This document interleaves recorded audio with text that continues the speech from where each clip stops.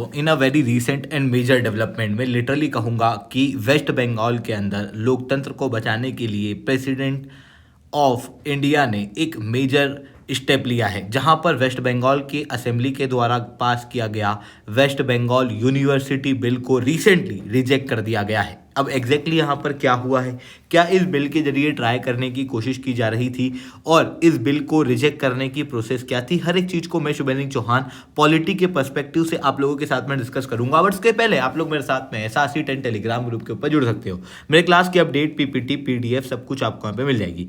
UPSC CSE की तैयारी करना है, इंडिया के टॉप एजुकेटर्स से ऑफलाइन क्लासेस के अंदर पढ़ना है, आप लोगों के पास में अच्छा मौका है। अनअकैडमी केवल ऑनलाइन ही रहा है, अनअकैडमी ऑफलाइन भी आ चुका है। जुड़ना चाहते हो तो इस नंबर पर कॉन्टैक्ट कर सकते हो। इसके अलावा मंथली करंट अफेयर्स की मैगजीन, प्रीवियस के क्वेश्चन, प्रीलिम्स के मॉक टेस्ट, NCERT के नोट्स की समरी, इंडिया ईयर बुक की summary free of cost download करना है। नीचे डिस्क्रिप्शन के अंदर मैंने लिंक दी हुई है, वहां से आप लोग डाउनलोड कर सकते हो। चलिए दोस्तों, अब समझने का प्रयास करते हैं यहाँ पे क्या हुआ है। बेसिकली जितनी भी यूनिवर्सिटीज होती हैं, खासतौर से स्टेट की, अगर आप उनके अंदर पढ़े होगे तो आप लोगों ने जनरली देखा होगा कि यूनिवर्सिटी के अंदर वाइस चांसलर्स होते हैं, पर चांसलर नहीं होते। क्यों? क्योंकि ओरिजिनल यूनिवर्सिटी लॉज ये कहता है कि हर स्टेट यूनिवर्सिटी का चांसलर गवर्नर होगा। और गवर्नर ही क्यों होगा? बेसिकली हम चाहते थे कि जितनी भी यूनिवर्सिटीज़ हैं वो पूरी तरीके से इंडिपेंडेंटली काम ना करें, ताकि एक करिकुलम उनका हो सके, एक सेंट्रली रिकॉग्नाइज, एक सिंगल रिकॉग्नाइज करिकुलम जो है वो हम लोग पूरे देश के अंदर चला सकें। बट ये जो एक कंट्रोल है, ये कंट्रोल पॉलिटिकल भी नहीं होना चाहिए। अगर चीफ मिनिस्टर होंगे तो ऑब्वियसली जो चीज़ें हैं वो क्या हो जाएंगी, चीज़ें ज़्यादा पॉलिटिकल हो जाएंगी, ये सोचते हुए। और दूसरी तरफ अगर आप देखोगे तो एक और अथॉरिटी जो स्टेट के अंदर होती है वो गवर्नर होती है। गवर्नर को कॉन्स्टिट्यूशनली, भले रियलिटी में कुछ भी हो, बट कॉन्स्टिट्यूशनली गवर्नर को कंसिडर किया जाता है as a non political person.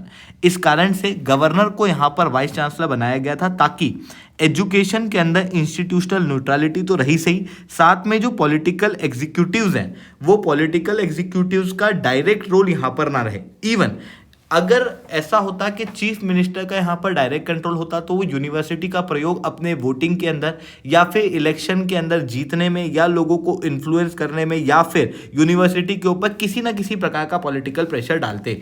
ये सारी चीज़ों को ध्यान में रखते हुए चीज़ों के इक्विलिब्रियम को मेंटेन करने के लिए यहाँ पर गवर्नर का प्रयोग किया गया। इवन अगर आपने एजुकेशन को देखा होगा तो एजुकेशन जो है वो कॉन्करेंट लिस्ट में है, मतलब स्टेट का भी कंट्रोल होना चाहिए और सेंटर का भी। और अगर मैं कहूँ गवर्नर, तो गवर्नर एक ऐसी अथॉरिटी है जो कि सेंटर द्वारा अपॉइंट की जाती है पर काम स्टेट में करता है। ऐसी कंडीशन में इन सारी चीज़ों को ध्यान में रखते हुए गवर्नर को as a ex officio chancellor बनाया गया था स्टेट की यूनिवर्सिटी का। और एज अ चांसलर गवर्नर जो है वो यूनिवर्सिटी के वाइस चांसलर को अपॉइंट कर सकता है, साथ में उसको एज पर लॉ रिमूव कर सकता है। विदाउट लॉ रिमूव नहीं कर सकता। कुछ ग्राउंड्स होते हैं जिन ग्राउंड के आधार पे रिमूव हो सकता है, तो उन ग्राउंड्स को फॉलो करते हुए रिमूवल जो है वो किया जाता है। इसके अलावा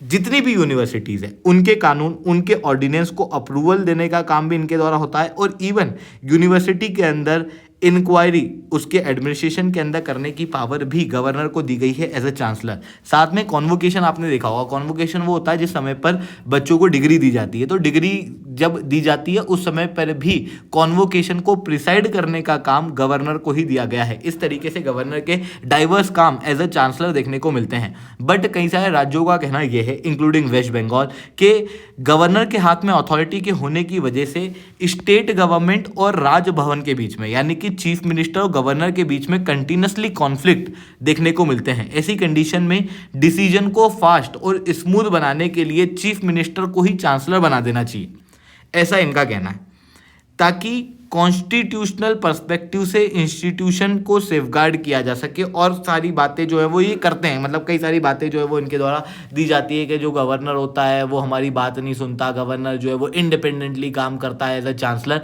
जो कि सही भी है। एज अ चांसलर गवर्नर को इंडिपेंडेंटली ही काम करना होता है, ये सुप्रीम कोर्ट द्वारा भी कहा गया है। बट जितनी भी ऐसे स्टेट है जो कि सेंटर गवर्नमेंट या फिर कहूँ सेंटर के अंदर जिस गवर्नमेंट की पार्टी है उसके नहीं है, जैसे तमिलनाडु, केरला, पंजाब, वेस्ट बंगाल, उनको गवर्नर एज अ चांसलर से लगातार दिक्कत रहती है। क्योंकि अगर आप देखोगे तो गवर्नर है कौन? गवर्नर बेसिकली एक ऐसा व्यक्ति है जो कि सेंटर के द्वारा स्टेट के अंदर अपॉइंट किया गया है। कॉन्स्टिट्यूशनली हमको लगता है कि governor is generally independent, but reality में अगर हम देखें, ग्राउंड रियलिटी में, तो गवर्नर जनरली इंडिपेंडेंट होते भी नहीं है, जिसकी वजह से स्टेट की गवर्नमेंट्स को काफ़ी ज़्यादा दिक्कतों का सामना करना पड़ता है। इसी वजह से अगर पार्टी दूसरी होती है तो वो कहते हैं कि भाई हमको एज अ चांसलर तो चीफ मिनिस्टर चाहिए, गवर्नर नहीं चाहिए। हालांकि गवर्नर से ज़्यादा पॉलिटिकल कोई फिगर होगा तो वो चीफ मिनिस्टर होगा। ऐसी कंडीशन में chief minister should not be chancellor.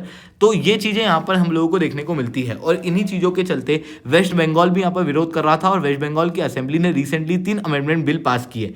ये तीनों अमेंडमेंट बिल जब पास हुए उनकी असेंबली के द्वारा, तो असेंबली के बाद में जो बिल होता है वो गवर्नर के पास जाता है साइन कराने, और गवर्नर के पास में 3 अलग अलग ऑप्शन होते हैं। या तो वो बिल के ऊपर साइन कर देगा, और अगर बिल पे साइन हो गया तो ऐसी कंडीशन में बिल जो है वो कानून बन जाता है, या फिर वो बिल को रिटर्न करता है वापस से स्टेट असेंबली को रिकंसिडर करने के लिए, और फिर तीसरा तरीका होता है कि वो बिल रिजर्व कर दे प्रेसिडेंट के साइन के लिए। यानी कि असेंबली ने पहले कानून पास किया, गवर्नर के पास में गया, और गवर्नर ने कहा कि ये पर्टिकुलर बिल तो नेशनल इंपॉर्टेंस का है।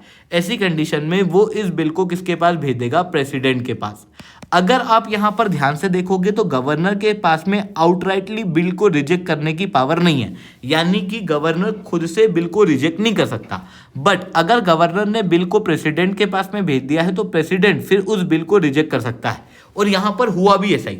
गवर्नर सीवी आनंद बोस के द्वारा पहले बिल को रिजर्व किया गया था प्रेसिडेंट के लिए, और अभी प्रेसिडेंट द्रौपदी मुर्मू जी के द्वारा इस बिल को कंप्लीटली रिजेक्ट कर दिया गया है, जिसके बाद में अब ये बिल जो है वो फोर्स के अंदर नहीं आएगा, यानी कि गवर्नर जो है वो continuously as a chancellor work करेंगे। तो ये चीज़ें यहाँ पर देखने को मिली है।